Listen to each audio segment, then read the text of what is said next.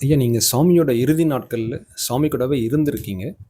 அப்போ சுவாமிக்கு சேவை செஞ்சுட்டு இருந்த 2 இளைஞர்கள் வந்து வெளியே போகக்கூடிய சூழ்நிலையில் உங்களை அழைச்சி அந்த பெட் கவர் மாற்றக்கூடிய அந்த நேரத்தில் நீங்கள் என்ன மாதிரி ஃபீல் பண்ணீங்க? அந்த அனுபவத்தை சொல்லுங்கள்.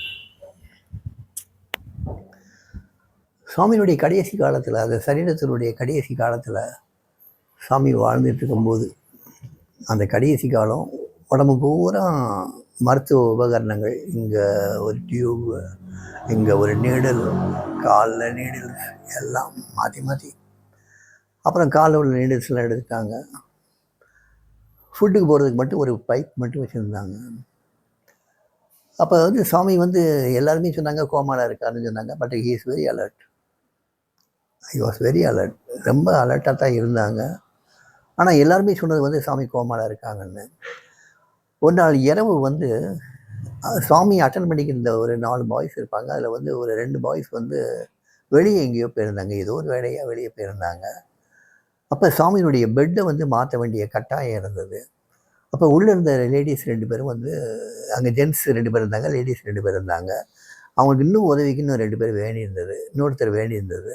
ஸோ என்னையை வந்து கூப்பிட்டாங்க. நான் அங்கே தான் இருந்தேன், அபோர்டில் இருந்தேன். என்னையை கூப்பிட்டாங்க, நான் உள்ளே போனேன். இந்த மாதிரி நீங்கள் கால் பகுதியை தூக்குங்க, நான் அப்டாமன் பகுதியை தூக்கிடுறேன், ஒருத்தர் வந்து ஷோல்டர் பகுதியை தூக்கிடுவார். அவங்க லேடிஸ் 2 பேரும் வந்து இந்த பெட்டை பூரா எடுத்து பெட்டை மாற்றி, பெட் கவரையும் மாற்றி எல்லாம் பண்ணிடுவாங்க. கொஞ்ச நேரம் தான், தூக்குங்க அப்படின்னாங்க. ஐயா, நல்லா வெயிட் தூக்க முடியாது. சுவாமி வந்து வெரி ஸ்ட்ராங் மேன். அவருடைய 2 கால்களும் ரொம்ப ஒரு கனமான ஒன்று. அதனால் என்னால் தூக்க முடியுமான்னு தெரியல, கீழே போட்டுக்கணும்னு பயமாக இருக்குன்னு.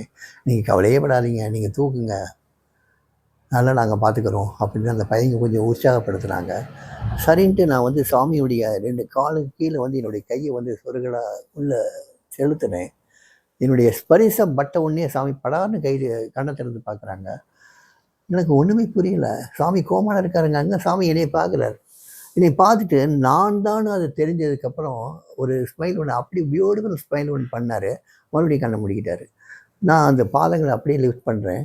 என்னால் வெயிட் தூக்க முடியாது. ஏன்னா because I have some problem in hip. எனக்கு இடுப்பில் கொஞ்சம் என்னால் எந்த வெயிட்டையும் என்னால் அதிகம் தூக்க முடியாது. ஸோ தூக்குறேன். எனக்கு அந்த வெயிட்டே தெரியல. As if I am carrying a rose petal.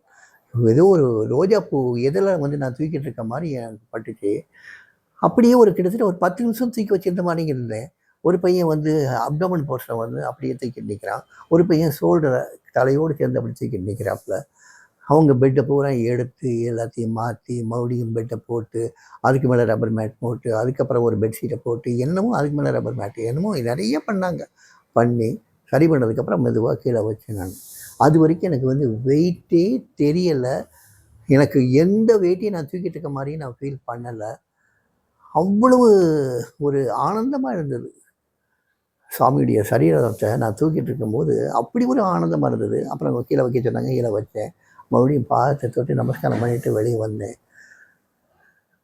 அந்த ஸ்பெரிசம்பட்ட அந்த அந்த நாள் முழுவதுமே, எனக்கு அந்த ராத்திரி முழுவதுமே அப்படி ஒரு சந்தோஷம், அப்படி ஒரு பொறிப்பு.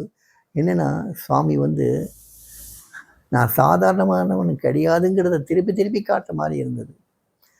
அவ்வளோ நோய்வாய்ப்பட்டு இருந்து எல்லாருமே கோமாவில் இருக்காங்க, கோமாவில் இருக்காங்கன்னு டாக்டர்ஸ் முதற்கொண்டு டெக்ளேர் பண்ண ஒரு ஞானி, நான் தொட்ட உடனே கண்ணை திறந்து பார்க்குறாரு. இது யார்? வித்தியாசமான ஒரு உணர்வாக தெரியுதே, வித்தியாசமான ஒரு தொடுதல் தெரியுதேன்னு சொல்லி கண்ணை திறந்து பார்க்குறாரு. அப்போ என்ன ஒரு அலர்ட்டாக இருந்திருப்பார். எப்பவுமே பிரம்மத்தோடையே ஒன்றி இருக்கக்கூடியவர் வந்து எப்படி கோமாலையோ மயக்கத்திலேயோ இல்லாட்டா வந்து அன்கான்சியஸாக வேறு ஏதோ வகையில் இருக்க முடியும்? சாத்தியமே இல்லை.